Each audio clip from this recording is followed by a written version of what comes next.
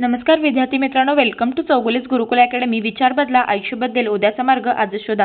तर बाळांनो, आज आपण science and technology standard 10 part 1 आपण स्टार्ट करतोय. तर त्याच्यामध्ये आपण पहिला टॉपिक बघणार आहोत ग्रॅव्हिटेशन. ह्याच्या आधी चॅप्टर 8चा व्हिडिओ अपलोड केलेला आहे, तो तुम्ही नक्की बघून घ्या. ओके, तर बघा ग्रॅव्हिटेशनमध्ये आपण काय काय बघणार आहे. ह्या व्हिडिओमध्ये आपण पेज 1 आणि 2 कव्हर करून घेणार आहे. बाकीच्या व्हिडिओमध्ये बाकीचे पॉइंट्स. पहिलं आहे बघा gravitation, Kepler's law, acceleration due to the gravitational force of the earth, free fall, circular motion and centripetal force, Newton's universal law of gravitation, escape velocity. Okay, escape म्हणू शकता, escape म्हणू शकता, anything. Can you recall चे questions बघा. पहिला question आहे what are the effects of a force acting on an object. Second question आहे what types of forces are you familiar with. Third question आहे what do you know about the gravitational force. तर बाळांनो, first क्वेश्चनचा answer तुम्हाला काय सांगायचं आहे बघा. एखाद्या ऑब्जेक्टवरती जेव्हा आपण फोर्स ॲक्ट करतो तेव्हा त्या ऑब्जेक्टवरती काय इफेक्ट होतो. तर ते एकदम साधं सोपं एक्झाम्पल मी तुम्हाला दोन एक्झाम्पल देऊन मी तुम्हाला व्यवस्थित एक्सप्लेन करते. तर बघा बाळांनो, तुम्ही जेव्हा अभ्यास करत नसता, तुम्ही मोबाईल घेऊन जेव्हा बसता, तुमचे पॅरेंट्स तुम्हाला फोर्स करतात म्हणजे अभ्यास कर, मोबाईल घेऊ नको असं वगैरे तुम्हाला म्हणत असतात. मग ते काय झालं, तुमचे पॅरेंट्स काय झाले, फोर्स झाले आणि तुम्ही काय झाला, एक प्रकारे ऑब्जेक्ट झाला. मग तुमच्यात काय बदल होतो, तुम्ही हालचाल करायला लागता, म्हणजे तुम्ही तुमचा मोबाईल ठेवता, तुम्ही तुमची पुस्तके घेता आणि अभ्यासला बसता. ओके, असंच एक दुसरा एक्झाम्पल म्हणजे फुटबॉल. समजा तुम्ही फुटबॉल ने खेळताय, फुटबॉल एका जागी स्थिर आहे, तुम्ही त्याला लात मारली किंवा तुम्ही त्याला हाताने जरी मारलं तरी त्याची मुवमेंट होते, म्हणजे त्याची मुवमेंट झाल्याने त्याच्यावरती फोर्स कशी मुवमेंट झाली, त्याच्यावरती फोर्स ॲक्ट झाला म्हणून त्याची मुवमेंट झाली. तर फर्स्ट इफेक्ट काय होतो, इट स्टार्ट्स मुव्हिंग, किंवा ते काय होतं, मूव्ह व्हायला लागतं. एखाद्या ऑब्जेक्टवरती जेव्हा आपण फोर्स ॲक्ट करतो तेव्हा ते काय होतं, मूव्ह होतं. सेकंड काय चेंज होऊ शकतं, समजा तुमच्याकडून जोरात कोणीतरी तुम्हाला दगड मारते आणि तुम्ही काय करणार, त्याला थांबवणार म्हणजे त्याची काय करणार, मुवमेंट तुम्ही स्टॉप करणार. म्हणजे काय, इट स्टॉप्स मुवमेंट, म्हणजे काय, त्याची मुवमेंट स्टॉप सुद्धा होऊ शकते. तर एखाद्या ऑब्जेक्टवरती जेव्हा आपण फोर्स ॲक्ट करतो तेव्हा एकतर त्याची मुवमेंट चालू होऊ शकते किंवा त्याची मुवमेंट बंद होऊ शकते, किंवा तिसरं काय होऊ शकतं, त्याची डिरेक्शन चेंज होते. मुवमेंट होणार, फक्त त्याची डिरेक्शन चेंज होणार. जोरात फुटबॉल तुमच्याकडे आला आणि तुम्ही जोरात त्याला बाजूला सरकावलं, फुटबॉल खाली नाही पडला, त्याचं मुवमेंट नाही स्टॉप झाली, पण तो दुसऱ्या डिरेक्शनला फेकला गेला किंवा दुसऱ्या डिरेक्शनला गेला, तर त्याला काय म्हणायचं, त्याची काय होणार, डायरेक्शन चेंज होणार. मुवमेंट होणार त्याची, पण त्याची डायरेक्शन चेंज होणार. असे 3 चेंजेस होणार. कशामध्ये, ऑब्जेक्टमध्ये. कशामुळं, फोर्स ॲक्ट केल्यामुळं. ओके, पहिला आहे मुवमेंट होणार, दुसरी मुवमेंट होणार नाही आणि म्हणजे होतेली मुवमेंट स्टॉप होणार, आणि तिसरं म्हणजे मुवमेंट होतच राहणार, फक्त काय होणार, त्याची डायरेक्शन चेंज होणार. ओके, सेकंड क्वेश्चन काय आहे, तुम्ही कोणकोणत्या फोर्सेसला फॅमिलियर आहात, तुम्हाला कुठले कुठले फोर्स माहिती आहेत. तर बाळांनो, तुम्हाला ग्रॅव्हिटेशनल फोर्स ह्याच्या आधी सुद्धा झालेला आहे. त्याच्यानंतर तुम्हाला मस्क्युलर फोर्स माहीत आहे, फ्रिक्शनल फोर्स माहीत आहे, असे वेगवेगळे फोर्सेस तुम्हाला माहीत आहेत. फक्त आता 10th स्टँडर्डमध्ये तुम्हाला डीपमध्ये ग्रॅव्हिटेशनल फोर्स तुम्हाला आता ह्या टॉपिकमध्ये बघायचा आहे. ओके बाळांनो, आता तिसरा आहे what do you know about the gravitational force. तुम्हाला ग्रॅव्हिटेशनल फोर्सबद्दल काय माहिती आहे, मला नक्की कमेंटमध्ये सांगा की ग्रॅव्हिटेशनल फोर्स बाबतीत तुम्हाला जे जे काय माहिती आहे ते सांगा. आता मी पुढे तुम्हाला सांगते. तर बघा बाळांनो, पहिल्या पॅराग्राफमध्ये त्यांनी काय सांगितलंय, we have seen in the previous standard that the gravitational force is a universal force and it act not only between two objects on the earth but also between any two objects in the universe. Let us now learn how this force was discovered. आपण previous स्टँडर्डमध्ये बघितलेलं आहे की gravitational force हा universal force आहे. आता बाळांनो, universal force म्हणजे काय, पूर्ण विश्वामध्ये जो काही ग्रॅव्हिटेशनल फोर्स आहे त्याला काय म्हटलं जातं, युनिव्हर्सल फोर्स. पूर्ण विश्वामध्ये युनिव्हर्समध्ये ग्रॅव्हिटेशनल फोर्स आहे. तर असं का म्हणलंय बघा, पृथ्वी आणि चंद्रामध्ये ग्रॅव्हिटेशनल फोर्स आहे, सन आणि मूनमध्ये सुद्धा ग्रॅव्हिटेशनल फोर्स, गॅलेक्सीमध्ये, युनिव्हर्स, प्रत्येकाकडे, प्रत्येक ऑब्जेक्टमध्ये, पृथ्वीवरच्याच ऑब्जेक्टमध्ये नव्हे, बुध, मंगळ, गुरु, शुक्र, शनी, जे काही आपले जे काही ग्रह आहेत, आपली सूर्यमाला आहे, त्यांच्यामध्ये ग्रॅव्हिटेशनल फोर्स आहे.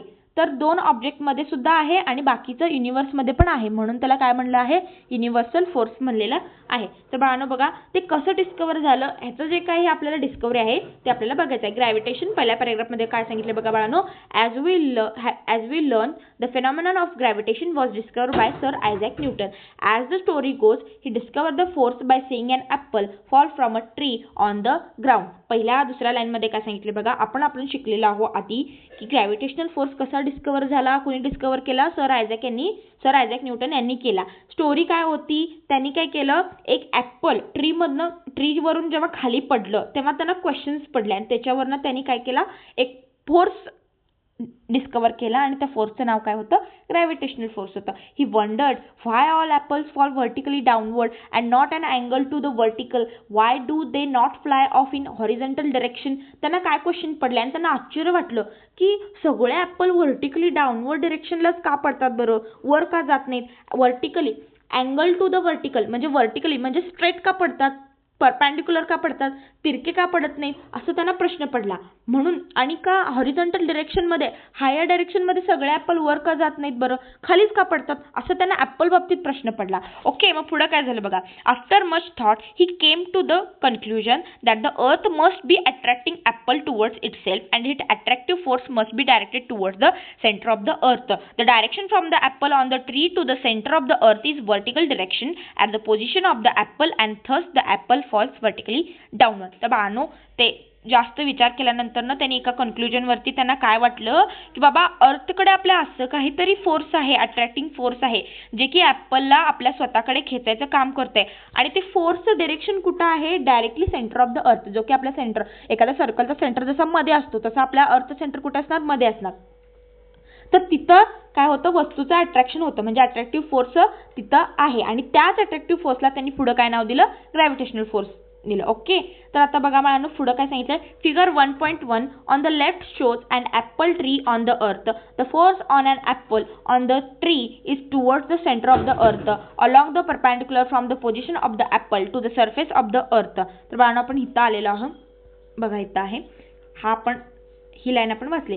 तर इथं काय सांगितलंय बघा, ह्या फिगरमध्ये तुम्ही बघा म्हटलेत, तिथं काय बघा म्हटलेत, ॲपल ट्रीवरून खाली पडतोय. ओके, एक तर पहिलं कळलं मून आणि अर्थचं काहीतरी एक फोर्स काहीतरी दाखवलेला आहे, नुसता एक लाईन दाखवलेला आहे. मी तुम्हाला सगळं सांगते, एक्सप्लेन करते आता. The force of an apple on the tree is towards the centre of the earth. Apple जो काही पडतोय त्याचा जो काही फोर्स आहे तो कुठं आहे, towards the centre of the अर्थ आहे. ओके, आणि अलॉंग द परपॅन्डिक्युलर, परपॅन्डिक्युलर म्हणजे बघा उलटा टी. ओके, टी जो आपल्या इंग्लिशमधला असतो अल्फाबेट त्याचा उलटा टी आहे का बघा, बरोबर परपॅन्डिक्युलर आहे. तिरकं, तुम्ही हे तिरकं म्हणू नका, तुम्ही जर ह्याला उलटं जर करून बघितलं तर ते टीच वाटेल. तिरकं कधी म्हणायचं, जेव्हा सेंटर ऑफ द अर्थमधून नाही जाणार. सेंटर ऑफ द म्हणजे मी तुम्हाला आता दाखवते, एकच मिनिटं. हां, हे बघा, जेव्हा सेंटर ऑफ द अर्थ इथं आहे ना, ह्याच्या इकडून गेला, इकडून गेला, इकडून गेला, तर त्याला काय म्हणायचं, तिरकं गेलं किंवा ते परपॅन्डिक्युलर नाही गेलं. पण हे कसं आहे, एकदम परपॅन्डिक्युलर आहे. तुम्ही बघू शकता, हे बघा, हे परपॅन्डिक्युलर आहे ना, असं सेंटर ऑफ द अर्थला हे परपॅन्डिक्युलर आहे. मग त्यांचं असंच म्हणणं आहे, the apple is to the surface of the earth. The figure also shows the gravitational force between the earth and the moon. त्यांनी मून आणि अर्थमधलं पण दाखवलेलं आहे आणि ॲपलमधलं आणि अर्थमधलं पण दाखवलेलं आहे. ओके बाळांनो, आणि इथं त्यांनी अजून एक सांगितलेलं आहे की डिस्टन्स फिगरमध्ये जो आहे तो स्केलनुसार नाही आहे. बरोबरच आहे, स्केलनुसार डिस्टन्स असणारच नाही. त्यांनी तुमच्या कॉन्सेप्च्युअल क्लॅरिटीसाठी तुम्हाला हे दिलेलं आहे. ओके, तर आता नेक्स्ट पॅरेग्राफमध्ये आपण बघूया. ओके, तर बघा बाळांनो, पुढे काय म्हणलंय, Newton thought that if the force of the gravitation acts on apple on the tree at different heights from the surface of the earth, can it also act on object at even greater heights much farther away from the earth, like for example the moon, can it act on even farther objects like other planets and the sun. मग न्यूटनना काय प्रश्न पडला, जर हा gravitation force फक्त ॲपलवरती जर पडत असेल तर वेगवेगळ्या हाईटवरच्या ऑब्जेक्ट्सवरती सुद्धा हे व्हायला पाहिजे ना, लागू व्हायला पाहिजे. एक्झाम्पल सन आहे, मून आहे, एवढं लांब कशाला जाता. जर ॲपलला जर ते मून, ॲपलला जर ग्रॅव्हिटेशनल फोर्स ॲक्ट होत असेल तर मग बाकीच्या फळ पण आहेत ना, मँगो आहे, चिक्कू आहे, सफरचंद आहे, ह्यांच्यावर, सफरचंदावर आहे, बाकीचे जे सगळे फ्रुट्स आहेत त्यांच्यावरती पण व्हायला पाहिजे, लिव्हजवरती पण व्हायला पाहिजे, ह्युमन्सवरती पण व्हायला पाहिजे. लांब जायलाच नको आपण, मग ह्यांच्या सगळ्यांच्यावरती व्हायला पाहिजे असं त्याचं मत होतं. आणि मग पुढं त्यांनी कन्क्लुजन काय काढलं, नंतरनं मग सगळं त्यांनी हे सगळं विचार करून मग एखादा अट्रॅक्टिंग फोर्स आहे पृथ्वीवरती, तो कुठला फोर्स आहे असं त्यांनी सांगितलं, ग्रॅव्हिटेशनल फोर्स आहे. ओके बाळांनो, समजलं इथंपर्यंत. आता आपण दुसरी कॉन्सेप्ट बघतोय. आपण ग्रॅव्हिटेशन बाबतीत सगळं बघितलं. शॉर्ट समरीमध्ये सांगते तुम्हाला पटकन.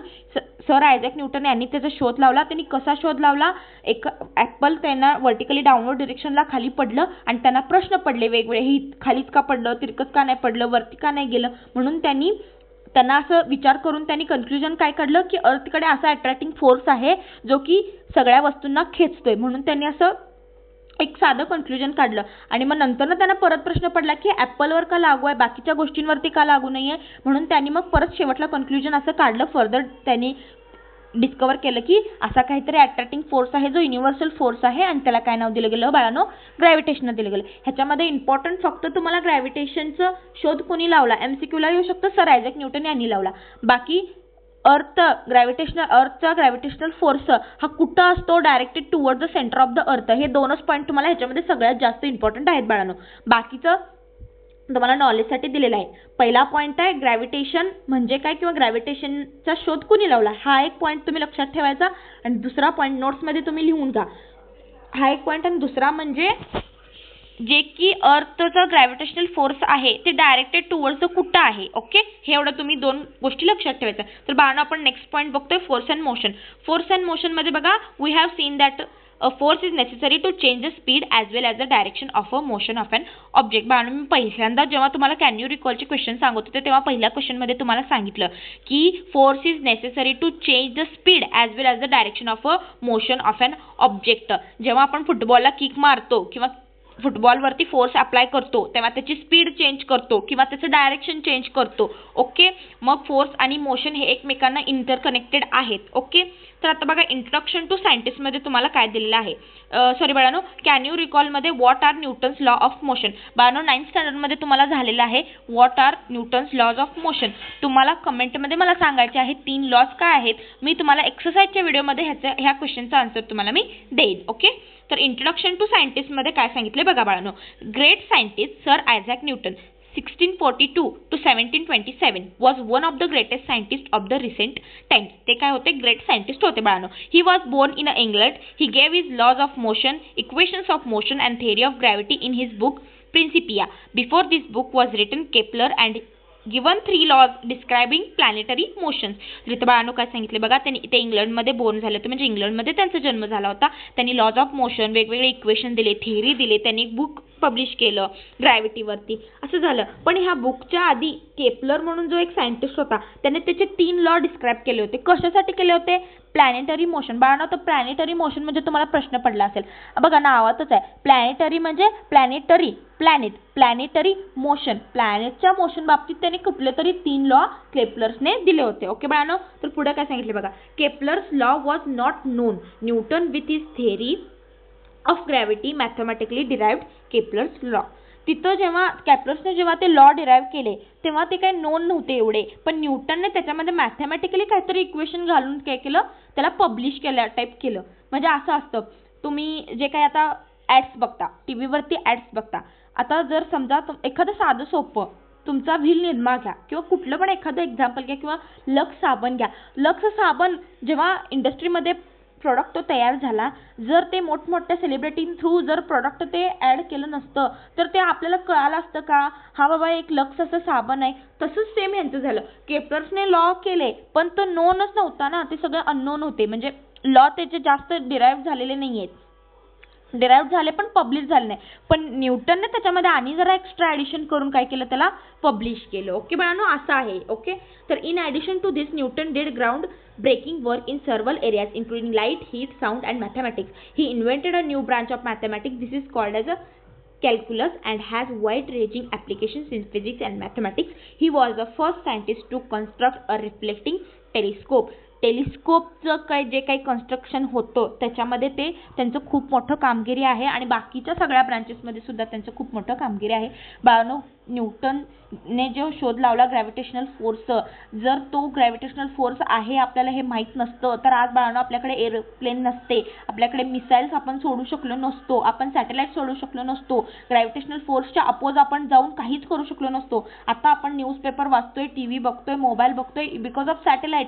सॅटेलाइट कसे गेले, ग्रॅव्हिटेशनल फोर्स जर माहीत नसतं तर सॅटेलाइट गेले असते का रे वर, आपण पाठवू शकलो असतो का. आपल्याला माहीत होतं ना ग्रॅव्हिटेशनल फोर्स आहे म्हणून त्याच्या अपोज जाऊन आपण मिसाईल सोडले, वेगवेगळे यान सोडले आणि म्हणून आपल्याला इन्फॉर्मेशन मिळाली. आपल्याला सगळं कळालं असतं का बाळांनो. साधी सिंपल गोष्ट आहे, तुम्ही घरात टीव्ही सुद्धा बघू शकला नसता. आत्ता सगळं सॅटेलाइटवरती आहे. आत्ता जे काही तुम्ही करता ॲक्टिव्हिटी, सोशल मीडियाच्या ज्या काही ॲक्टिव्हिटी करतात ते सगळं सॅटेलाइटवरती डिपेंड आहे बाळांनो. सो तुम्ही बघा, gravitational force is very important. Okay, तर आता बघा बाळांनो आपण तिसरा कन्सेप्ट आपण स्टार्ट करते. फोर्स अँड मोशन मधल्याच सर्क्युलर मोशन आणि सेंट्रिपिटल फोर्स आपण स्टार्ट करतोय. तर बाळांनो छोटीशी ॲक्टिव्हिटी आहे बघा. Tie a stone to one end of a string, take the other end in your hand in rotate the string so that the stone moves along a circle as shown in a figure 1.2a. Are you applying any force on the stone? In which direction is this force acting? How will you stop this force from acting? What will be the effect on the stone? तर बाळांनो त्यांनी ॲक्टिव्हिटीमध्ये काय सांगितलं, एक दगड घ्यायचा, दगडाला stone बांधायचं आहे आणि ते फिरवायचं आहे असं त्यांचं म्हणणं आहे. पण बाळांनो हे साधं सोपं ग्रामीण भागात जी मुलं आहेत त्यांना माहीत असेल बघा, ते गोफन म्हणतात ना त्या टाईपमध्ये आहे. सेम गोफनचं एक्झाम्पल आहे, बाकी काही फरक नाही. फक्त काही तर दगड आणि दोरा घेतलेला आहे. तिथं गोफनमध्ये थोडंसं ते एक्स्ट्रा त्याला बॉन्डिंग असतं, एक साईडला सर्क्युलर शेपमध्ये ह्याचं दोऱ्याचं असतं ते. ओके बाळांनो, तर बघा ॲज त्यांनी क्वेश्चन काय विचारले, तुम्ही त्याच्यावरती फोर्स अप्लाय करताय का? हो, आम्ही त्या दोरीला धरतो तेव्हा फोर्स अप्लाय करतो, मस्क्युलर फोर्स आपण अप्लाय करत असतो. ओके बाळांनो, how will you stop this force from acting? आम्ही जेव्हा दोरी सोडू तेव्हा तो दगड पण सुटणार. ओके बरोबर आहे. जेव्हा आम्ही त्याची सर्क्युलर मोशन स्टॉप करू तेव्हा ऑब्वियस आहे त्याच्यावरती जेव्हा मी मगाशीच पहिलं सांगितलं होतं बाळांनो पहिल्यांदा की एखाद्या ऑब्जेक्टवरती आपण जेव्हा फोर्स काढू किंवा एखाद्या ऑब्जेक्टवरती जेव्हा आपण फोर्स लावू तेव्हा ते मुवमेंटमध्ये जाणार, आणि एखाद्या ऑब्जेक्टवरती आपण फोर्स लावायचाच बंद केला तर ते मुवमेंटमध्ये जाईल का? ते त्याची फोर्स लावल्यावर ते स्टॉप करेलच ना, त्याची मुवमेंट स्टॉप पण करू शकतो. फुटबॉलचं एक्झाम्पल सांगितलं होतं तुम्हाला. ओके, तर बघा पुढे काय बघा, as long as we are holding the string we are pulling the stone towards the center of the circle and are applying a force towards it. The force stop acting if we release the string. In this case, the stone will fly off along a straight line, which is a tangent to the circle at the position of the stone when the string is released. बाळांनो हे खूप मोठं आहे, मी थोडं सांगते. Okay, तर आता आपण इथं आहे बघा. ओके, इथं आहे as long as we are holding the string. आपण जोपर्यंत ती दोरी धरू त्याच्यावरती काय सेंट्रिपिटल फोर्स ऍक्ट होते. सेंट्रिपिटल फोर्स म्हणजे काय, टुवर्ड्स द सर्कल असणारा फोर्स. एवढं लक्षात ठेवा, टुवर्ड्स द सर्कल असणारा फोर्स. आपल्या साधे सोपे मराठी भाषेत काय, टुवर्ड्स द सर्कल असणारा फोर्स. त्यांचं काय म्हणणं आहे, जोपर्यंत तुम्ही दोरीला ओढून धराल तोपर्यंत सेंटर ऑफ द सर्कलकडे स्टोन फिरत राहणार, म्हणजे ऍक्ट होत राहणार तिथं फोर्सचं. पण जेव्हा तुम्ही दोरी रिलीज करणार तेव्हा काय होणार, तो काय दगड आहे तो काय होणार, मूव्ह होणार, म्हणजे पुढच्या डायरेक्शनला तो मूव्ह होणार. कसं होणार, टँजेंट ऑफ द सर्कल. बरोबर, टँजेंट म्हणजे काय, सर्कलला जी कुठली लाईन स्पर्श करून जाते इन दॅट केस टच करून जाते त्याला काय म्हणायचं, टँजेंट. त्या डायरेक्शनने तो काय करणार, स्टोन मूव्ह होणार. ओके, तर आता बघा पुढे काय सांगितलंय. The force stops acting if we release the string. In this case, the stone will fire along a straight line which is tangent to the circle. सांगितलं बाळांनो तुम्हाला आता. When the string is released, because that is the direction of its velocity at the instant of time. त्या instant time ला त्याची velocity काय असते, at the straight direction ला असते. You may recall that we have performed a similar activity previously in which a 5 rupee coin kept on rotating circular files of the disc along the tangent to the disc. आपण ह्याच्या आधी एक activity केलेली होती 5 रुपये कॉइनची, त्यांनी सांगितलेली आहे. तर पुढे बघा बाळांनो, thus a force acts on any object moving along a circle and is directed towards the center of the earth किंवा center of the circle. This is called as a centripetal force. बाळांनो ह्याच्यामध्ये सगळ्यात important point आहे, फक्त हा तुम्ही highlighter जर तुमच्याकडे असेल तर त्यांना हे हायलाइट करून ठेवा. आणि बाळांनो नोट्स दुसरे लिहित बसायचे नाहीत, आपल्याला काही गरज नाहीये. हा या बुकमध्ये स्टिकी नोट्स लावायचे आणि एक्सरसाइज जे काही तुम्ही आन्सर लिहिता छोट्या तुम्हाला नंतर मी समरी पॉईंट्स देणार आहे, तेच पॉईंट त्या स्टिकी नोट्सवरती किंवा एखाद्या पेजवरती लिहून तिथं एक्सरसाइजच्या तिथं चिटकवायचं. सगळं बुक्समध्येच करायचं. PYQ पण स्टिकी नोट्समध्येच लिहून तुम्हाला बुक्समध्ये चिटकवायला मी सांगते कसं करायचं. आता हे हायलायटरनं तुम्ही एवढं हायलाइट करा. A force acts on any object moving along a circle and is directed towards the centre of the circle. This is called as the centripetal force. तर ह्याच्यामध्ये बाळांनो काय सांगितलंय, फोर्स एखाद्या ऑब्जेक्टवरती फोर्स ऍक्ट होतो कसा, along the circle, moving along a circle, circular मोशनमध्ये जेव्हा तो मूव्ह होत असतो आणि तो कुठं असतो, डायरेक्टेड कुठं असतो, सेंटर ऑफ द सर्कल, त्याला काय म्हणायचं, सेंट्रिपिटल फोर्स. ह्याच्यामध्ये वाक्यातच आहे की सेंट्रिपिटल फोर्स म्हणजे towards the centre of the circle. Okay, centripetal. आता पुढं, centripetal means centre seeking if the object tries to get towards the centre of the circle because of this force. Centripetal means काय, centre seeking म्हणजे सेंटरकडे attract होणारा, आणि object काय करतो, towards the centre जाण्याचा प्रयत्न करतो ह्या फोर्समुळे. Okay, you know that the moon which is natural satellite of the earth. माहिती आहे नॅचरल सॅटेलाइट उपग्रह, सॅटेलाइट म्हणजे उपग्रह, नॅचरल आपण जे सोडतो, आपण जे मॅनमेड जे सोडतो ते आर्टिफिशियल असतात, हे काय असतात नॅचरल असतात. मग नॅचरल कुठला आहे, मून आहे. असं बाकीच्या ग्रहांना पण आहे, बुधला आहे, गुरुला आहे, शुक्रला आहे, तसंच आपल्या पृथ्वीला सुद्धा एक आपला नॅचरल सॅटेलाइट आहे, तो म्हणजे मून आहे. Goes round it in a definite orbit. Definite ऑर्बिटमध्ये तो फिरतो, बरोबर आहे. त्याची एक कक्षा आहे, त्याच्या कक्षेतच तो फिरत असतो. The direction of a motion of the moon as well as it speed constantly changes during this motion. Do you think some force is constantly acting on the moon? What must be the direction of this force? How would its motion have been if no such force acted on it? Do the other planets in the solar system revolve around the sun in a similar fashion? Is similar force acting on them? What must be its direction. बाळांनो त्यांनी काय म्हणले, moon आणि अर्थमध्ये कुठला force असेल, त्याचं कुठली motion असेल, त्याच्यावरती कुठलं फोर्स ॲक्ट होत असेल, ते कॉन्स्टंट स्पीडमध्ये मूव्ह होतं का, असे सगळे ते क्वेश्चन्स आहेत. आणि तसंच सेम सन आणि बाकीच्या प्लॅनेट्समध्ये असेल का असं त्यांचं म्हणणं आहे. तर बघा बाळांनो, from the above activity example and question it is clear that for the moon to get around the earth there is must be a force which is exerted on the moon. On this force and this force must be exerted by the earth which attracts the moon towards itself. Similarly, sun must be attracting the planets including the earth towards itself. इथे साधं सोपं example दिलंय. Moon जर एका particular कक्षेत जर तो फिरतोय तर त्याच्यावरती कुठला तरी फोर्स ॲक्ट होतोय आणि तो फोर्स कोण ॲक्ट करतोय बाळांनो, अर्थ करतोय. अर्थ त्याच्यावरती फोर्स ॲक्ट करतोय. तर साधं सोपं दोन फोर्स ॲक्ट होतात, एक ग्रॅव्हिटेशनल फोर्स आणि एक सेंट्रिपिटल फोर्स, जो की आपण आत्ताच बघितलेलो आहोत. तर बाळांनो इथंपर्यंत आपण स्टॉप करतोय.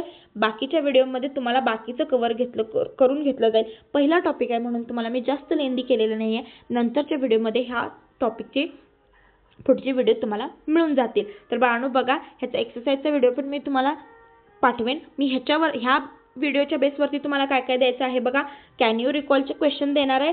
पॉईंट्समध्ये तुम्हाला कुठलं हायलाईट करायचं आहे ते सांगेन आणि तुमचे जे काही न्यूटनचे जे लॉज होते ते तुम्हाला द्यायचे राहिले, ते तेवढं मी तुम्हाला देऊन पुढच्या व्हिडिओमध्ये ते पहिलं देईन आणि मग पुढचा व्हिडिओ आपण स्टार्ट करूया. Okay, thank you. चॅनलला लाईक करा, शेअर करा, सबस्क्राईब करा, शेअर करा. Okay, thank you.